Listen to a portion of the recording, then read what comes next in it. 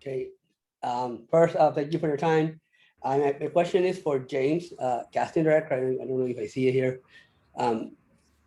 Yep. How did the casting came about? I think the casting is so perfect. I think everyone just just makes it work. And how did that casting came out? How did everything? How did all the different characters and the actors came about? Sorry, Raphael. James is actually running a little late. If you have a second question for somebody, you can point that out. I'll wait. I'll pass my time for somebody else. I'll wait. Okay, perfect. All right, next is from Dig In Magazine. Hi, hello, how are you? Thank you so much for hosting this and for inviting me.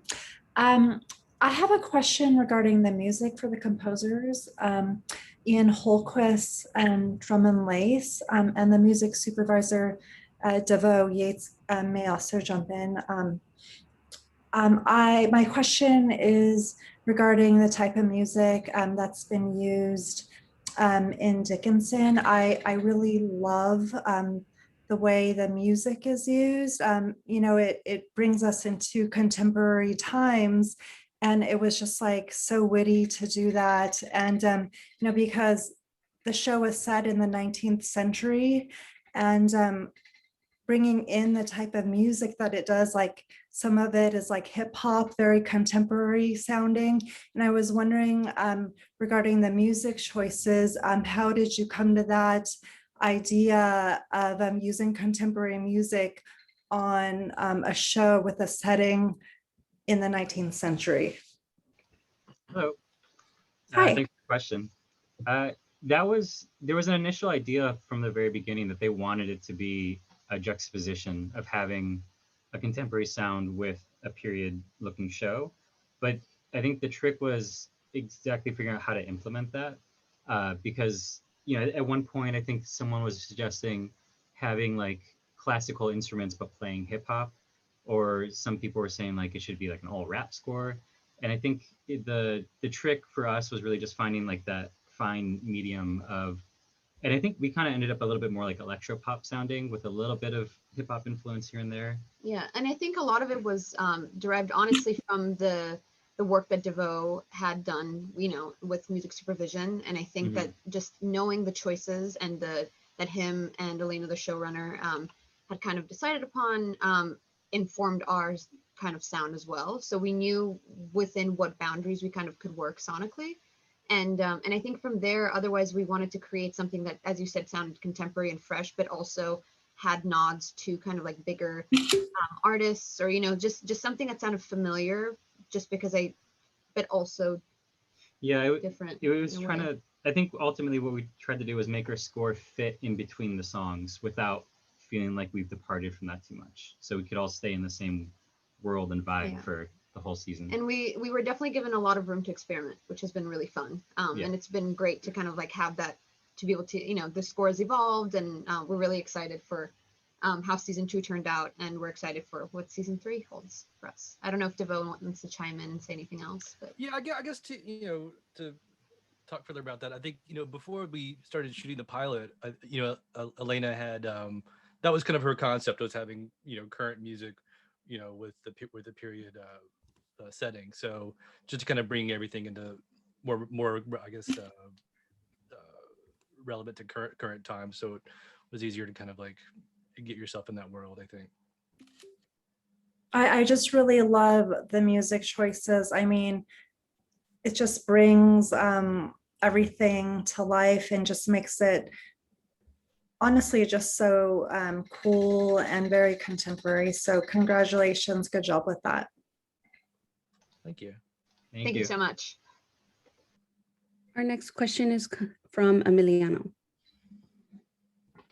Hi, well, thank you very much for inviting me. I want to say congratulations on the show. It's amazing. And my question is for everyone. I just wanted to ask, what was the most challenging part of capturing like the essence and aesthetics of the 1800s and adapting it within the series, using like backgrounds, props, costumes, makeup, hairstyle, music, and sound, like almost everything?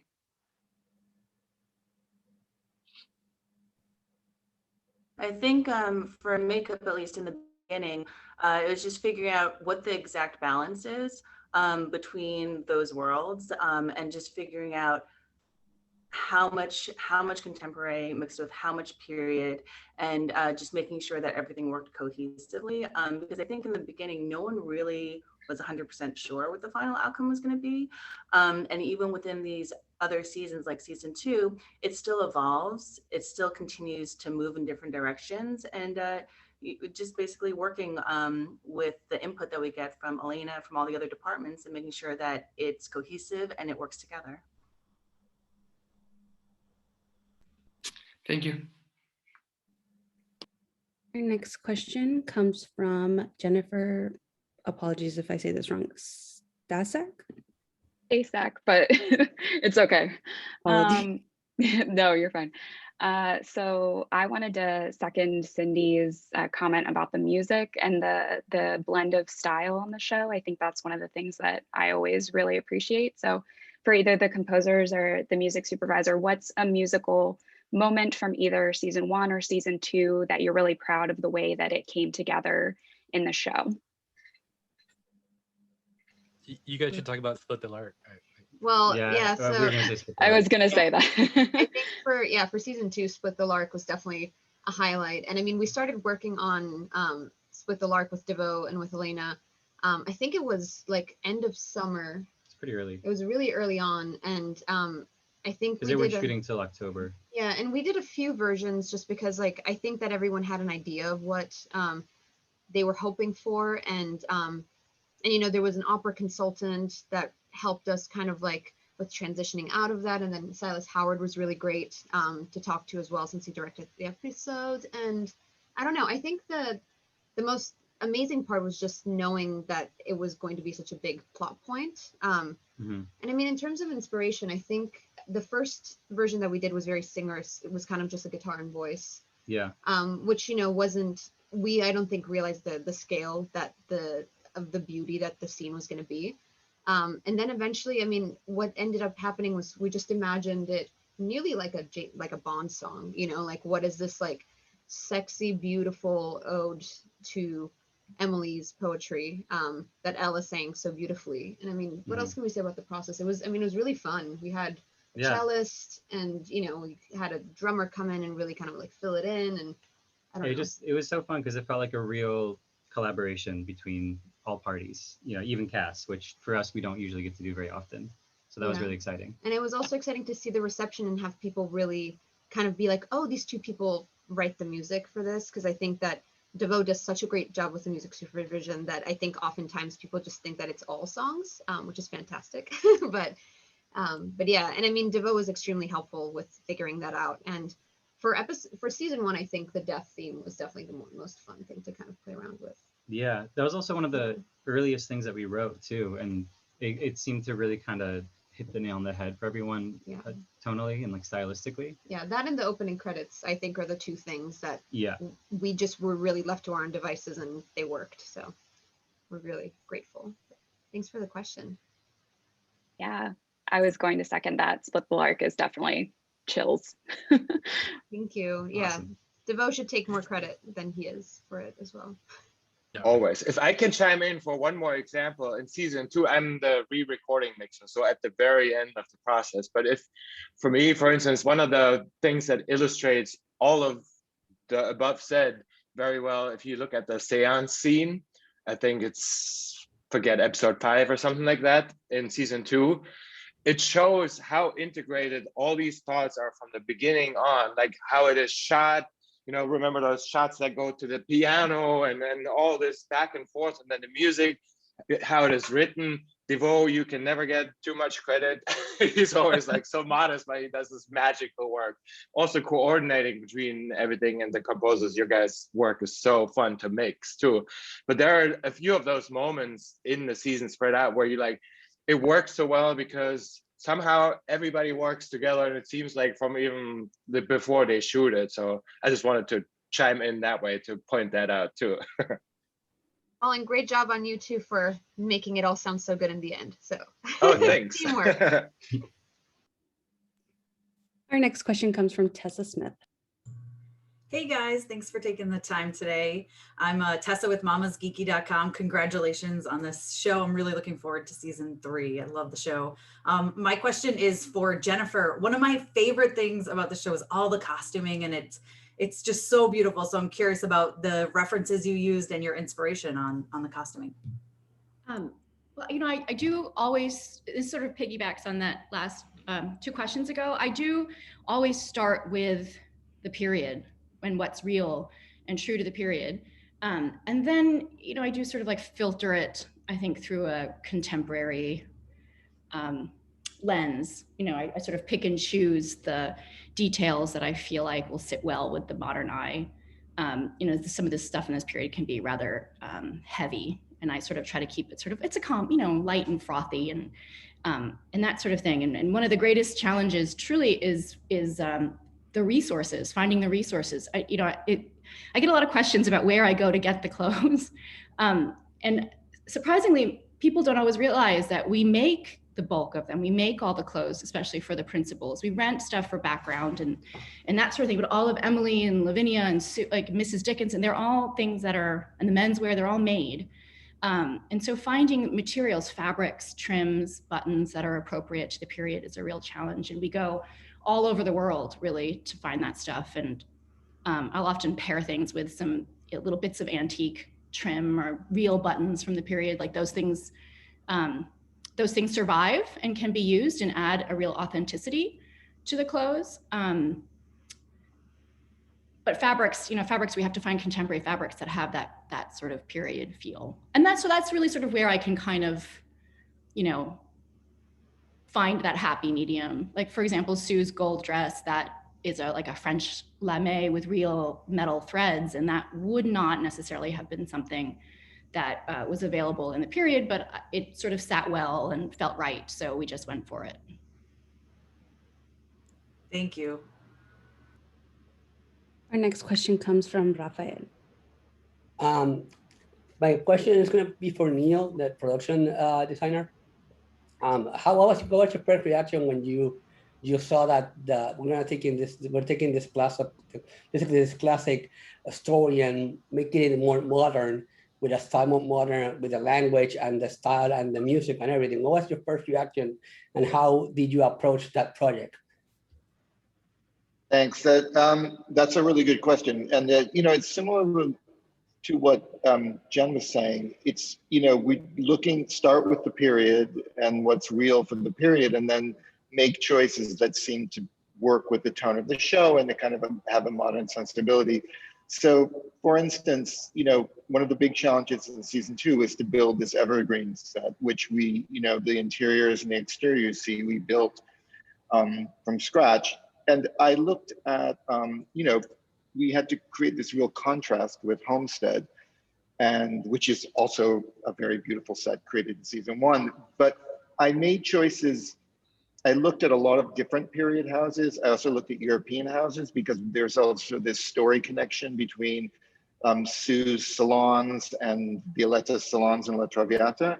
So I made choice, like we did fabric covered walls, which existed in the period. They existed in the 18th century, but you know, maybe they wouldn't have existed in Amherst necessarily in that period, but they gave a kind of luxury and beauty to the set and depth that really set it apart. So it's those kind of choices and sensibilities we're always looking for. I'm really inspired, like, also by contemporary, like Studio Ferragalli in Italy. They do this kind of historical kind of interior design that looks period, but it has a real modern feel to it. So that's really how I approach it. But you know, like I said, I mean, it's a period show in production design. We avoid anachronisms, but hopefully it feels fresh and, you know, appealing to the audience.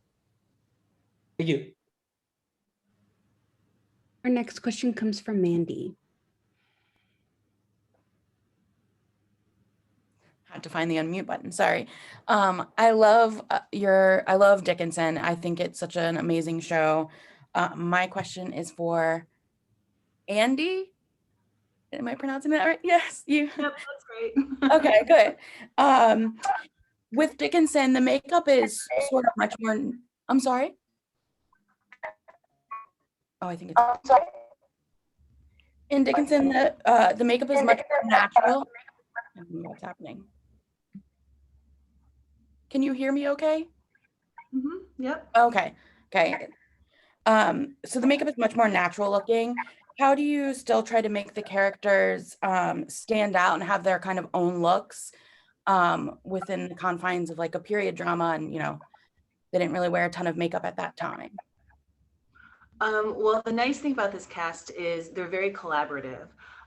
So we start off with a very clean palette because back in the day, they did play with little things like historically little bits of like crushed rose petals and like, just little dabs here and there. They had mascara back in the day. So we just think what's appropriate for the situation they would be in. So there's a lot of natural scenes where, for instance, Haley, she's a free spirit.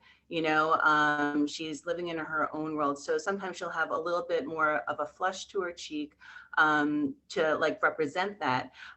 Whereas we have Sue, Ella, who in the beginning at least was a bit more traditional, I suppose. She was that was like more the direction of her character. So she was very, very clean. Following the rules, I guess we could say.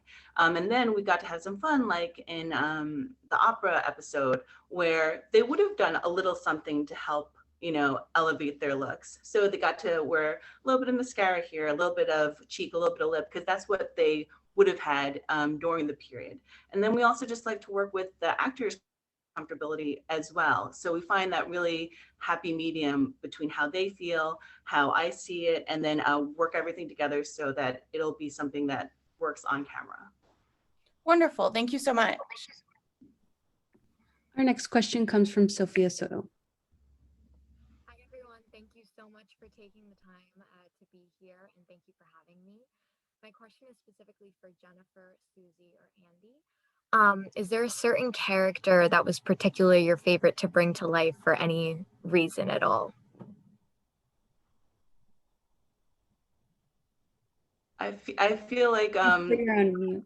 I feel like we're gonna be talking about this episode a lot. But I loved doing our opera singer because it was such a challenge in terms of finding historical content for opera looks back in the 1800s. It was very, very difficult. There wasn't a lot of information.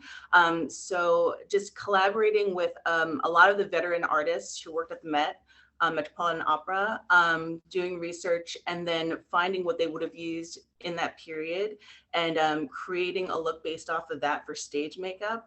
I just loved it. It was such a challenge. It was so much fun. The makeup is very clean for this show. So being able to have some creativity was such a joy. I loved it.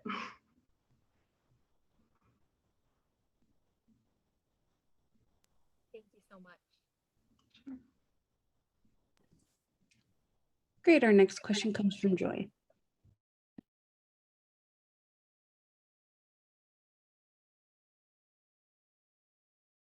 Joy, I think you're still on mute.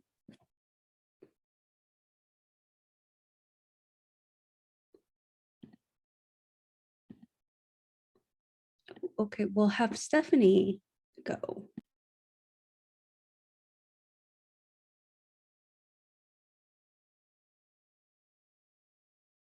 Unmute. What a visually beautiful series and amazing work by everyone. This first question's for Jennifer. Jennifer, tell me why Emily is always wearing like a scoop or a boat neck dress. I mean, I'm seeing that in pretty much all of her styling. Is there a specific reason for that? Oh, I can't hear you. Not really. She did wear that scoop neck quite a bit season 1. So season 2, I did try to mix it up a little bit. But ultimately, I think it comes down to a flat, again, one of those style lines from the period that was. Oh no, it's beautiful. Yeah. Flattering on Haley. So I think that's why we leaned into it some, but we did try to mix it up here and there. Coming from my mother made all our clothes growing up. So it caught my eye because I just kept seeing that. And I thought that was just, maybe it was something related to history or her preference, but still beautiful. when something works, we just go with it. Perfect. Okay, thank you. Our next question comes from Tony Telato. Yes, this is for Andy and Suzy. What's it like to kind of balance what the period is, what is comfortable for the actor, and to kind of do your own thing for the series? And I guess a level of coordination so the hair and the makeup kind of go together to complete the entire picture. Yeah, so Suzy and I, we work together really well because we are both very collaborative. We both came with our own ideas, and then we would just discuss them and see what worked with what. If something didn't work, we would throw it out. If something worked, we tweaked it until we got to a good point. That's when we would present it to the actor, and then we just work with the actor to make sure they were also comfortable.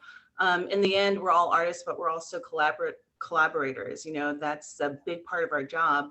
And I think we were just really fortunate to have we were very in touch with each other, and we're able to collaborate well throughout the series. So I'm grateful for that. Yeah, I'm grateful as well. It was a lot of fun creating these designs and making it all work. Thank you. Thanks.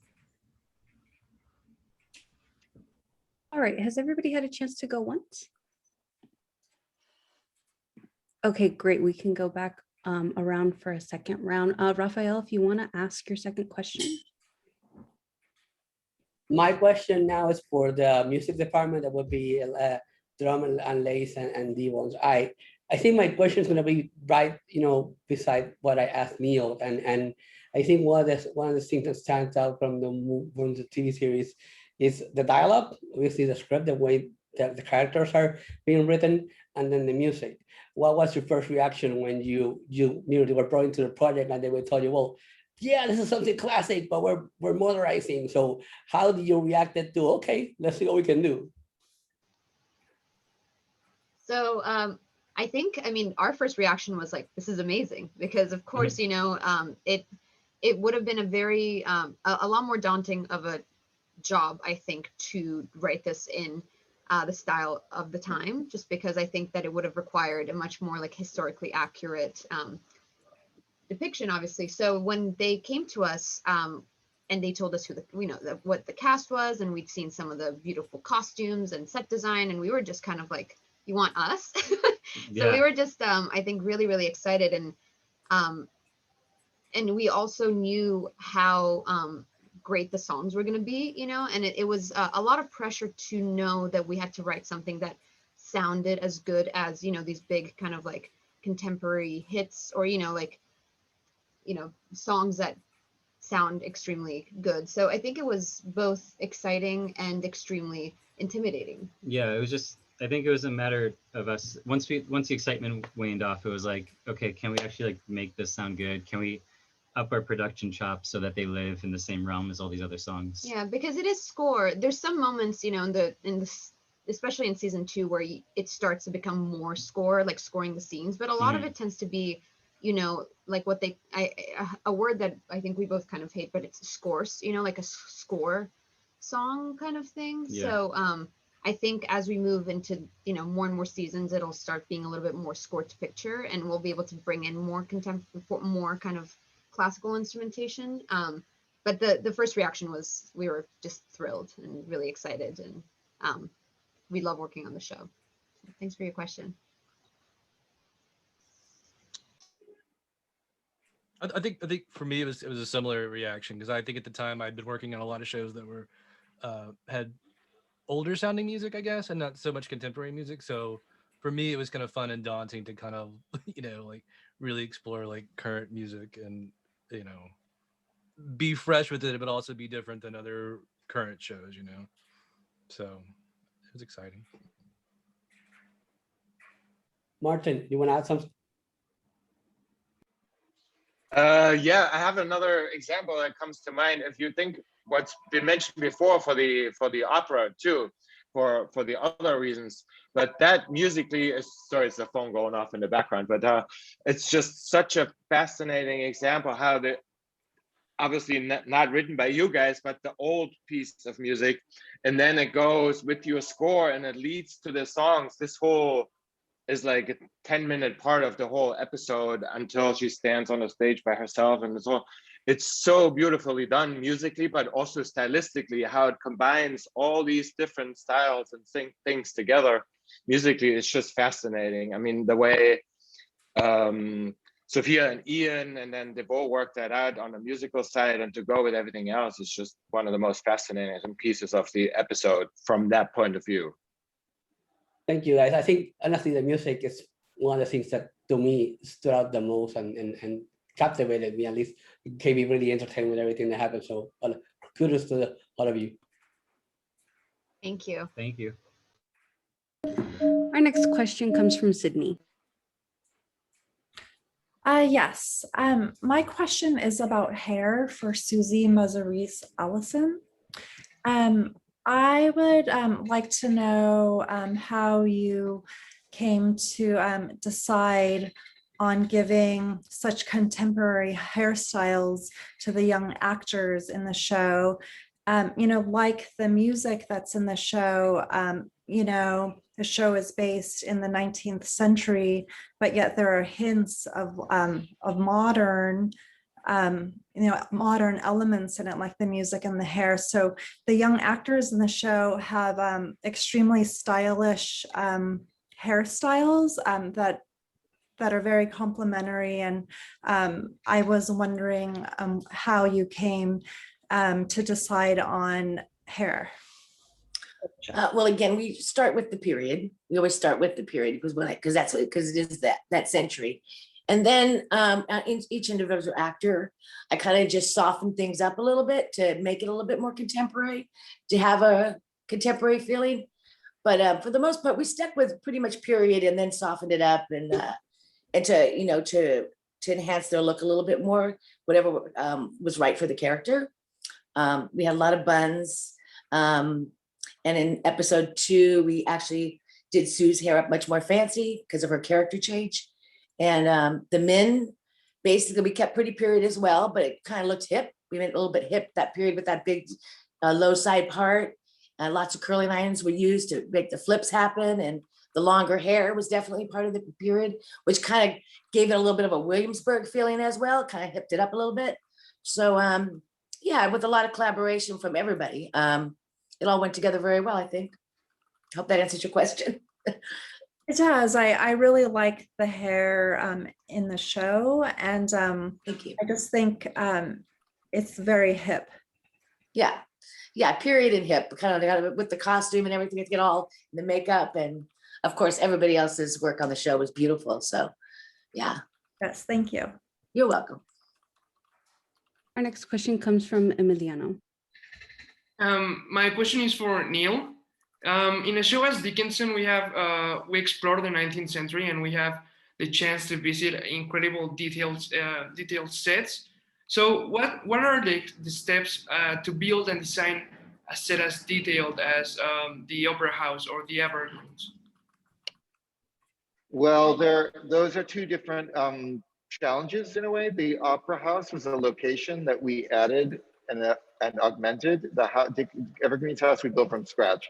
So it begins with research, references, and then sketches, and then we do very detailed drawings.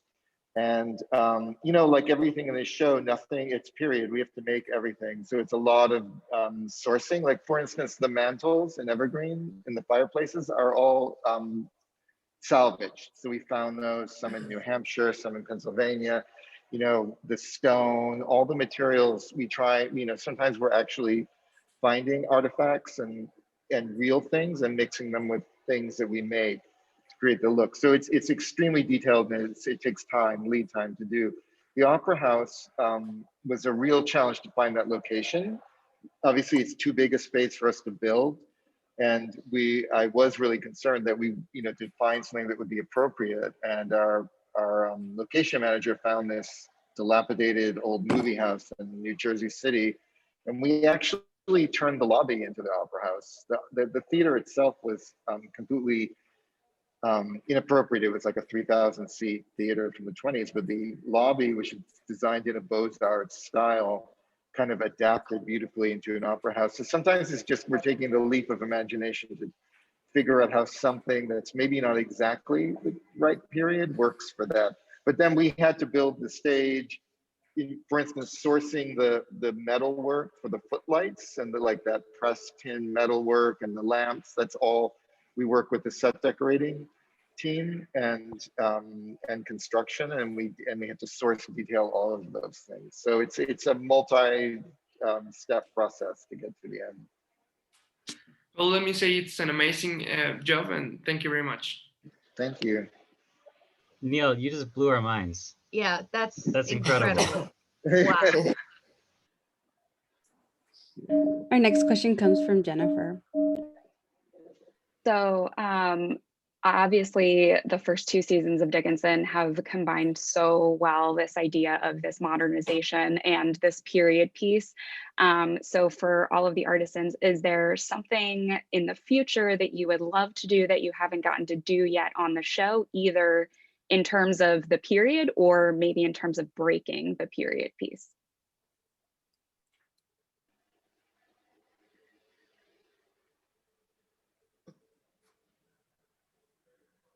I don't want to give anything away in the third season, but really say. I know, I'm like, we're doing it. we're doing all those things that we're doing all those things. all the things to say. It's coming, season 3. Perfect. All of those. Love that answer. We are being challenged. Our next question comes from Tessa. Hey again, I'm wondering, how did the pandemic affect anything? Are there any challenges you guys had to overcome with filming either the finishing up the end of season 2 or now with season 3 for any of you? Well, we were lucky to have finished season 2 just as the pandemic began. So I think there might have been some challenges in post. I feel like I went to go see, Elena, the showrunner, invited me to come see the opera episode as it was being finished up. And I remember in that moment, there were discussions about, can somebody fly out here? How do we have to fly back? It was just sort of starting. But I will say that for me, aside from all the challenges that I think we're all pretty aware of, with dealing with COVID, for me, the greatest challenge has been that so many of these vendors that we have used, so many of the resources that we turn to have closed or moved out of New York or moved away, it's becoming, as I mentioned, it's always been hard to find all these little treasures that we use to make the clothes so special. But I mean, it's really tragic right now. There's like only, there used to be 50 beautiful trim stores in New York. New York used to be the place where you can get anything. And I'm starting to see that really change, especially, you had been seeing it, and especially now with it's like getting wiped out. That's a sour note. Okay, please. Our next question. Do you feel the same? Is it hard? Do you feel like it's similar for you? Oh, you're muted, I think. Sorry about that. Yeah, no, we experienced the same thing. And I'm sure our set decorator, Marina Parker, would say the same thing, because they have to source a lot of detailed things. And it is harder and slower. And a lot of the kind of unique vendors locally have had trouble, for sure. Oh, I would say on the flip side, though, with Broadway having shut down, we have, we do quite a lot in-house with our amazing tailor department, but we have been able to really utilize some of the commercial shops in New York. As sometimes we'd approach them and say, can you, in 2 minutes, put together a bunch of, I don't know, opera dresses, and they'll say, no, we're too busy, but now they actually all have some time. So it's been nice to be able to collaborate with some of those people, especially for me. I come from a theater background, so it's going to visit old friends and working with them. It's been nice. Our next question comes from Mandy. My question is for Devoe. As far as the more modern songs that kind of get worked into the show, and I'm thinking more of like the scenes where they're all dancing and at parties and stuff like that, do you usually have a song that you kind of know that you want to put somewhere, or do you see the scene and think, okay, well, I need to figure out what song is going to work in that scene? Like, how does that process play out? Do you have the song first and then the scene, or scene first and then the song? Well, like for 208, which has the barn dancing in it, for instance, like first I got the script, and then Elena and I talked about kind of how that would work logically. Would it be all period, or would it be how would it be? Because the first barn dance song is like a kind of an old fiddle tune, which is kind of like of that time period, and then we kind of segue into the modern music when we come back into the barn. So it's kind of figuring out that logic a little bit, but also like figuring out what song it would be, and like what the tempo would be, and how fun it would be, and like so I would gather songs and send them to Elena, and she usually there was a good one in there. And then I think for the second barn dance scene, which was the Cakes to Kill a Gone Blow song, we went through a few songs till we got to that song. So then we landed on that song, and then from there they did the choreography, and so it's a bit of a process. And then I go to set usually when there's something big and like that, and I'll try and help out however I can. That's kind of the process for the bigger choreographed kind of scenes. Awesome, thank you so much. Sure. Our next question comes from Sophia. Everyone again. This question is going to be for anyone who wants to answer it. Obviously, the show is just a hit, and you guys are all such a big part of that, creating it and making it what it is. Do you have any advice for anyone looking to become an artisan in the entertainment industry that maybe you learned from this show, or just advice in general?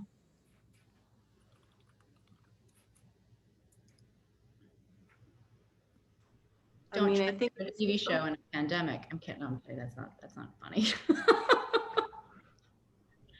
gonna leave. Somebody else will have something better to say. I think it's just working hard, and just reaching out to people, and doing as much work as you can on your own within whatever you want to get into.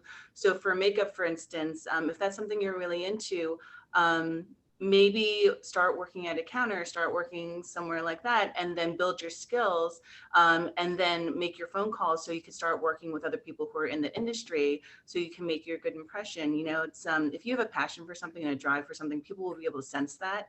And if you're able to get your basic skills get them under your wing, and then you can start reaching out to people who are in the industry, then they'll see that passion, and if you're a right fit, then people will take chances sometimes. So just going out there and sticking to your guns and not giving up, even when doors might close, because there will be one door that opens. And it's like that information, like that general concept that you just keep going, and that last step when you're ready to give up is the one that gets you there. So that's it. I would say. Okay. Sorry, Suzy, go ahead.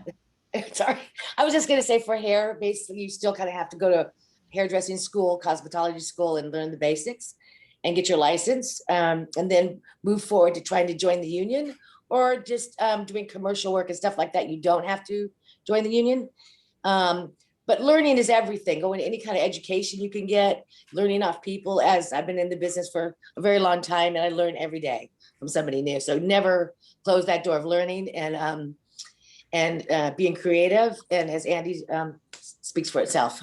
Go ahead, Jennifer. I would say something that's specific for me to this project is that I think that when you find those people in your life for whom you have a creative connection, you need to hold on to those relationships. Because Elena, the showrunner for the show, and I met when we were in graduate school many years ago. And I just remember going to see her plays and thinking, this is somebody who's really doing something different and really interesting, and I want to be a part of that someday when something happens with it, and so we maintain that friendship and that working relationship this whole time, and so I think now we get to this where we're starting to do this, we're really sort of on the same page. I understand what she is looking for, and we're having an amazing time. So I'd say when you meet those special people, don't let them go. Going off of what everyone else has said, I think musically, the way that we were brought onto this was that kind of what everyone said, you know, to kind of have your own voice and have your own style and things. You know, obviously it's like, it's a lot of work, putting a lot of work in. A lot of the industry, I think, I don't know if it's just for music, but for everything, you know, it's a lot of luck, but also a lot of hard work. And I think for us, we were brought on because we made music separately. You know, we make our own music as well. And I think that the folks at Apple saw that as an asset, that they knew that it was going to be a very music heavy show. And they just knew that they needed somebody that could write something that sounded like a song. So the biggest advice is to just kind of, if one is trying to get into composing for film and TV, is just make sure you have something to say with your music, because there's 1,000 folks out there that know how to kind of sound like John Williams, but like no one wants to hire them. You know, people want to hire people that can do things that are different. Like everyone else in all of their departments here, you know, everyone has a voice and a very, very big talent in what they do. So I think that would be, you have anything to add? No, that was great. Okay. Thank you all so much for such fabulous answers. Our next question comes from Stephanie. Hi again. So Neil, with season 2 having a theme more about growing up, about Emily and her peers growing up, and you joined season 2, you weren't involved in season 1, and building sets from ground zero, like the Evergreen House. What were your challenges, and which of the rooms are you most proud of? Oh, well, I mean, I'll start. The challenges were really to make Evergreen distinct from Homestead, and it was about the characters growing up. It was also a kind of nouveau riche indulgence in and glamour of Sue's parlors. So the parlor was what I was most concerned about, because we have so many scenes there, and it really represented her aspirations, or Sue and Allison's, but mostly Sue's aspirations to be kind of the salon center of Amherst, Massachusetts.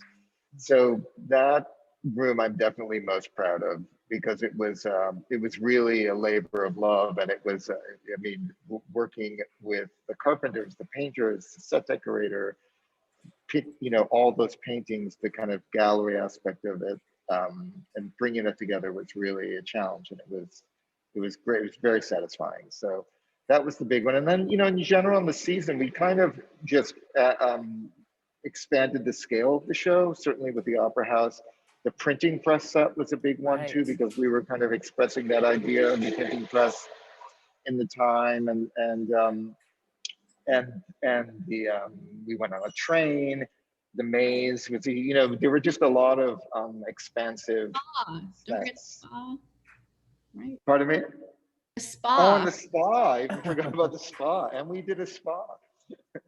And not to give away anything about season 3, we have even bigger challenges in season 3 than that.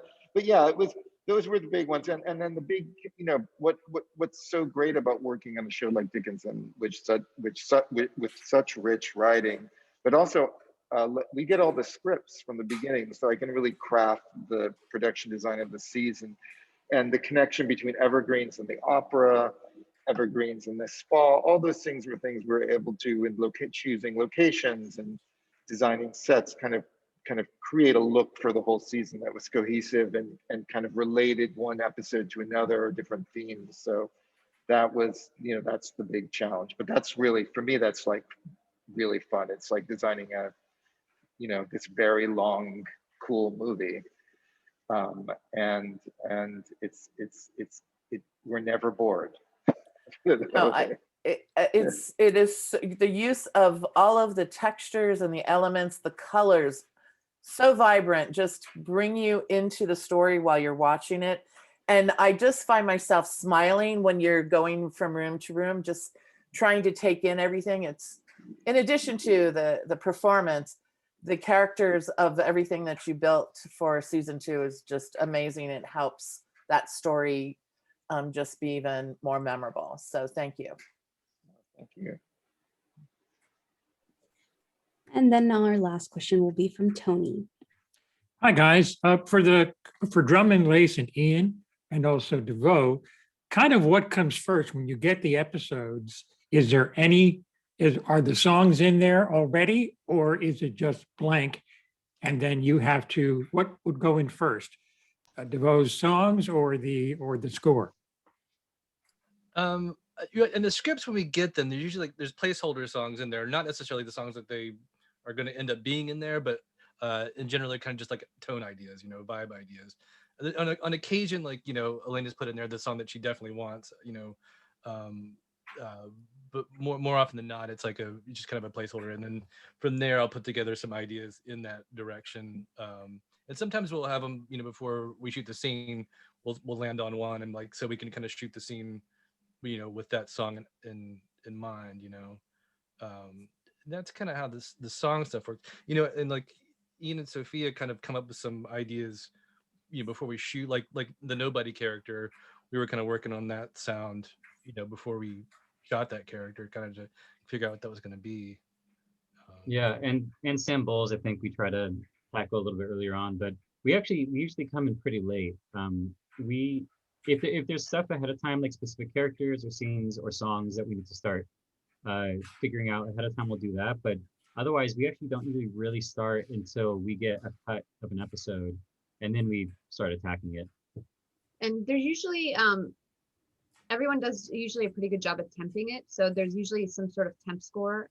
In season 1, it was temped with things that weren't ours.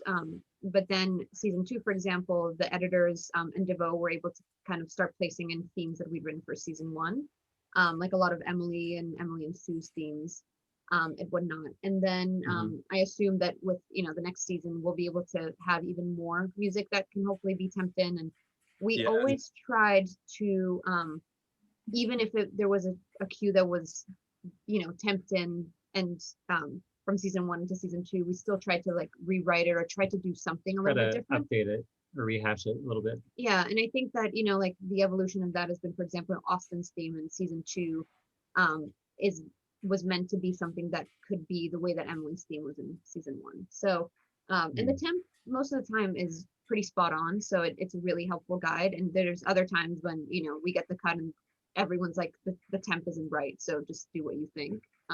But we usually, you know, it always gets worked out in the end. Just real quickly, Martin, since you're mixing that, do you have to do some editing with that as well, so that everything blends seamlessly?